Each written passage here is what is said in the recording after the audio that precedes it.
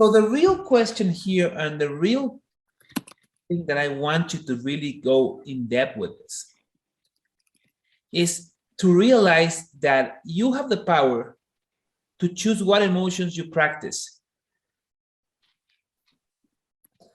Rodrigo, what has to do this with the market and the psychological game? Everything. Because let's say that you know that in order to be someone that's a very good trader, you need to have courage. You need to have a sense of adrenaline, of adventure, and you don't practice that. You're fearful all the time. Nothing wrong with fear, and I was going to be talking a little bit about this, but you have to understand, but whatever you focus, that's whatever you expand. And if you're right now in a place where you are not as happy as you would want it to be, is because whatever you want is not the same as where your ideal you once has. Right? And that's an emotional thing.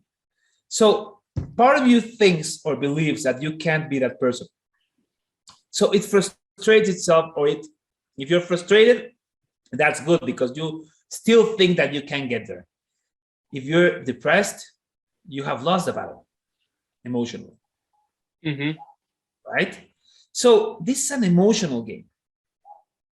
What we want for today is to teach you how to become resourceful.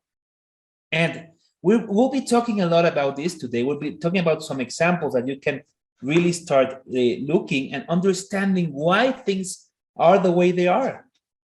And how can you change the way you feel and the way you act and the way you react with a couple of strategies we're going to teach you. Yeah. Okay. So whatever you expand, that's whatever you're going to get. If you, by being a master of your emotions, think about this. I'm going to read something to you.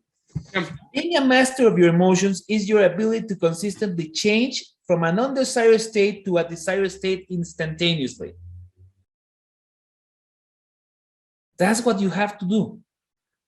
Whenever you feel yourself down, whenever you feel yourself anxious or limited or fearful, you have to take complete ownership of yourself and be able to change to a desired state right there in a second. How fast can you change like this? Yeah. But you have to understand how, and you have to understand how to do it. And that's what we want to talk about today. Okay. So what is stopping us right now? Let's I don't know, Nico, if you want to add something else, or should I? No, go on. I will write down whenever I want to add something. I will let you know. Okay. What stops us from moving forward, taking action, and being our best? What is stopping you from moving forward, taking action, and becoming the best version of you? You want to know the answer? Write the answer before I say it. I'm going to tell it to you. I'm going to say it to you, but write the answer down. The answer is fear. Fear paralyzes you. We all have fears. Okay? We all have fear of millions of things. What I learned years ago, that ultimately those fears become that number two fears are fear of not being enough and fear of not being worthy of love. At the end of the day, oh, what, you're a trader? Oh, come on. Are you doing crypto? No, you don't want to. You would never want to sacrifice your identity.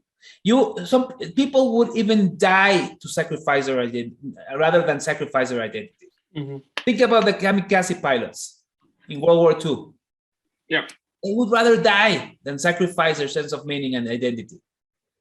So most people won't sacrifice their identity. And you have to understand this. Right? And what shapes, the next question is, what shapes and controls our quality of life is not what happens to you. It's not how much money you have. It's not how much popularity you have. You know what it is?